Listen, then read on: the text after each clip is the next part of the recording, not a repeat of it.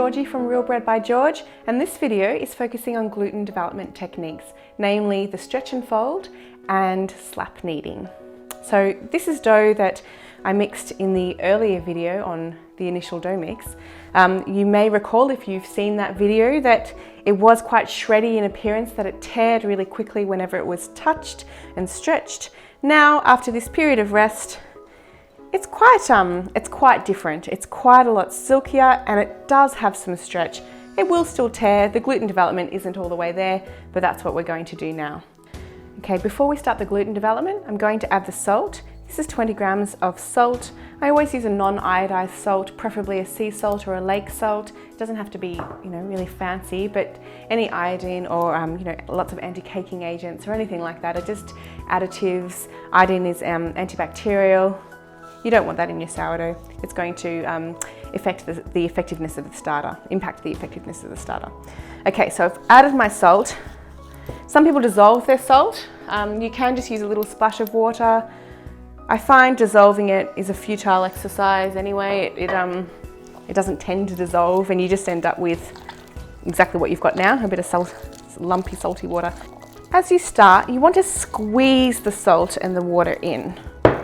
So this is so you don't, if you do more like this, you can layer a pocket of salt water into your dough, which you'll find later. So try and squeeze it in initially. Okay, that's feeling pretty well absorbed. Now that the salt has been nicely combined, I'm going to start gluten development. You can start this immediately after adding your salt. So the first method I'll show you is the stretch and fold. It's really straightforward. It doesn't take long to do and it's quite simple technically. The trouble about the stretch and fold is that you need to do it 6 times, ideally at half-hour intervals. So it relies on you being around in your house or in your kitchen for 2.5 hours. Okay, to perform a stretch and fold, all you need to do is take 4 sections of the dough, lift and stretch, elongate the dough and then fold it back over. It can be helpful to imagine a clock. So 12, 3, 6, and 9. We'll start at 12. A damp hand can help you. Stretch the dough up high, fold it back over to the center. Quarter turn the dough in the bowl. Stretch up, fold over. Quarter turn, get in under there, stretch it up, fold it over. Quarter turn, stretch it up and fold it over. That's your first turn. You need to do this at half-hour intervals for a total of 6 turns. And by the end, the structure of your dough will be entirely transformed. So the stretch and folds need to be done at half-hour intervals, ideally for 6 total turns. So if you start now, you'll be finished in 2.5 hours time. At that point, that's when your bulk fermentation commences. Now, that you'll notice it's still fairly shreddy and it's looking better than it was at the start. It's not terribly elongated or developed at the moment, but you will notice over these 6 turns how much that changes. So your other option for gluten development is slap kneading. Slap kneading is as effective as stretch and folds. Its advantage is that you get it all done in one go, so there's no waiting around for 2.5 hours to do all your gluten development.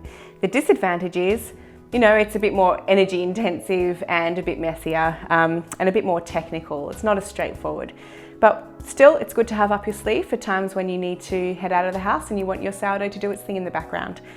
All you need to do is take your dough out of the bowl, onto the bench. What I might do is show you the slap kneading in action and then bring you up close so that you can see what I'm actually doing. Now what I want you to imagine is that this rectangle of dough is split into thirds. So we've got 2 imaginary lines here. We're going to work in thirds for the whole of the slap knead. So I want you to grab if you're right-handed, put your left hand over the top of the dough, the right hand underneath, and you're going to grip it at that right-hand third. Okay? Bring up the dough to face you, slap the bottom third against the bench, and the top 2 thirds coil over. It's really hard to get started, but once you get started and you get some speed up, it actually comes together really quickly. So we're going to do this a bit more. You can see already how much smoother it's becoming. It's all kind of come together. You've got that nice smooth skin over the top. What often happens in classes is people will slap it down and they let it go like that. There's no coiling happening there. Okay? So what I see is that. Now that will leave a raw edge there, so you'll be sticking to it the whole time. That comes from letting it go with your fingers pointing to the ceiling. You see how that doesn't coil? What you need is jazz hands. You let it go, exaggerate the motion until it becomes natural. Okay, let it go with your fingers pointing down towards the bench, and your dough will coil.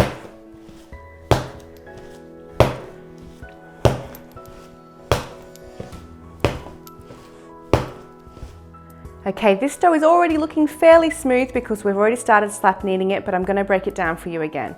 Imagine these two lines. You're going to grab at the top third, hold it up towards your body, slap the bottom third against the bench, coil the top 2/3 over. So you've got bottom third, middle third, top third, okay? The quicker you can go with this, the easier it is. And I understand when you're first starting, that's actually hard to achieve. If you find you're sticking too much, just dampen your hands and prepare for a workout. You need to do this for a few minutes until you feel the structure of the dough change. It becomes what I describe as buoyant and airy. If you get those kinds of tears happening, don't worry, they will sort themselves out as you continue to slap knead.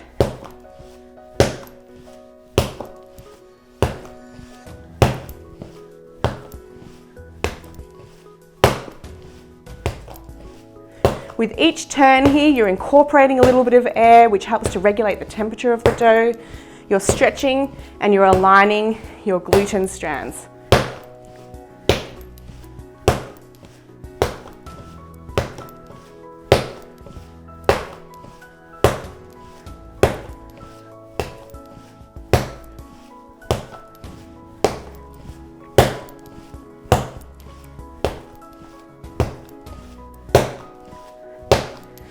I'm feeling it getting more stretchy.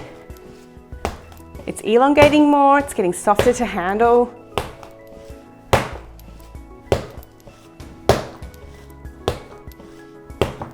Okay, it's still tearing because the gluten is really tense. It needs some time to relax. When we come back to it, we will find that it's really easy to handle.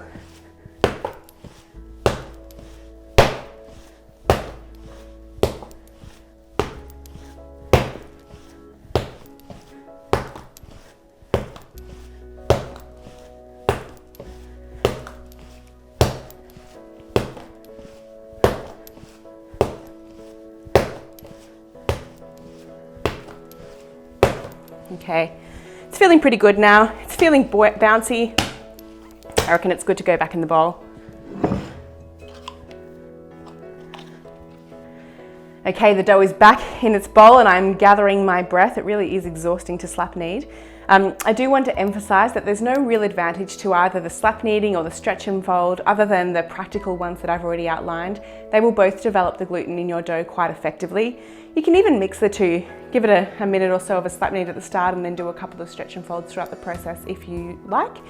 The reason we don't do a traditional, turn and knead type fold is because as you become more advanced and as you get more water content in your dough, that simply doesn't work. Whereas the slap kneading and the stretch and fold will last you throughout your whole career as a sourdough maker and allow you to work with really high hydration dough as well as lower hydration dough. And that's all you need to know about gluten development. Thank you for taking the time to check out this video. If you've enjoyed it, please like and subscribe.